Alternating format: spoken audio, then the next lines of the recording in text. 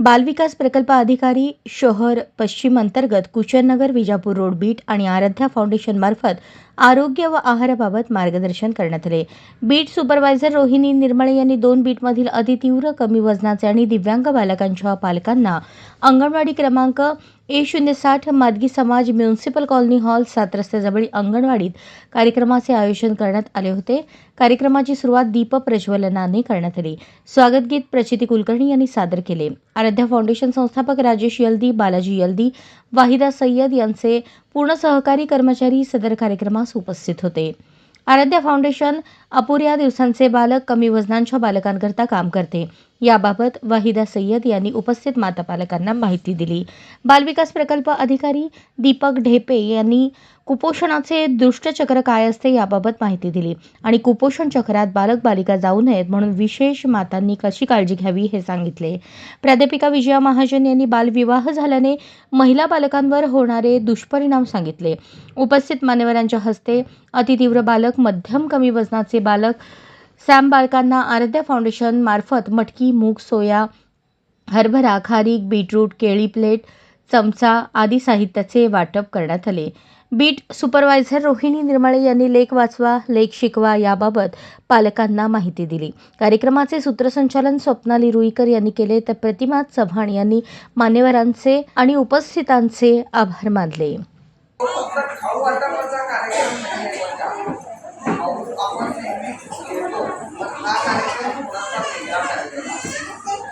Aaradhya foundation आपल्याला आपल्या विशिष्ट बालकांसाठी मदत करत आहे.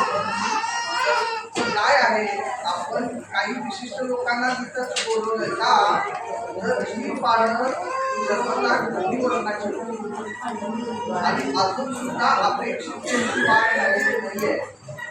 अशी बाळं आज या ठिकाणी आपण बोलवलेली आहे.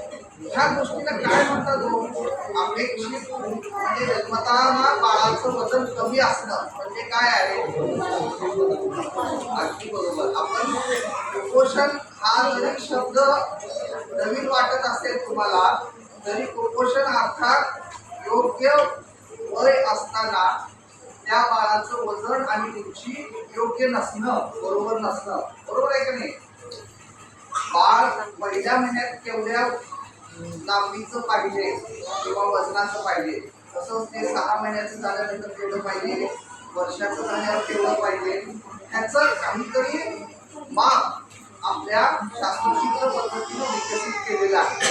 आणि त्यापेक्षा जर बाळ कमी वजनाचं असेल तर ते बाळ आपण त्याला कुपोषित बाळ म्हणतो.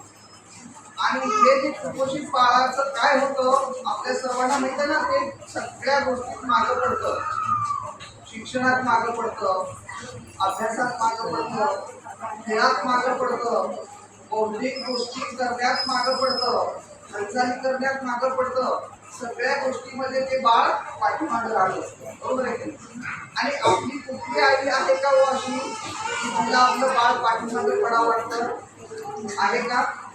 अशी कुठली आई आहे का. आपल्या प्रत्येक आईला, आपल्या वडिलांना, प्रत्येक आपल्या कुटुंबातल्या सर्वांना असं वाटतं की नाही आपलं बाळ सशक्त व्हावं, सुदृढ व्हावं, चांगलं मोठं व्हावं, हुशार व्हावं. ही प्रत्येक कुटुंबातल्या व्यक्तीची आईची इच्छा असते. पण हे करण्यासाठी काय गोष्टी करायला पाहिजे हे थोडे गोष्टी समजण्यासाठी आपलं बाळ कसं. धन्य हमारे भाग्य में आज जो आप पधारे हैं, आपके दर्शन पाकर तो बदले अपने सितारे हैं. धन्य हमारे भाग्य में आज जो आप पधारे हैं, आपके दर्शन पाकर तो बदले अपने सितारे हैं. अपने इस प्रांगण में स्वागत है, स्वागत है, स्वागत है, स्वागत है, स्वागत है, स्वागत है. माथे पे तिलक लगाकर हम पुष्प जो अर्पण करते हैं, हाथ जोड़ कर हम सभी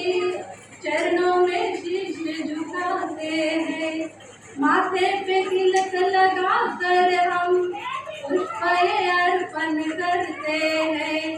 हाथ जोड़कर हम सभी चरणों में शीश झुकाते हैं। अभिनंदन वंदन है, आप सभी का वंदन है। स्वागत है, स्वागत है, स्वागत है, स्वागत है, स्वागत है, स्वागत है। अशाच नवनवीन अपडेटसाठी जनता राज्य न्यूज चॅनलला सबस्क्राईब करा, लाईक करा आणि शेअर करायला विसरू नका.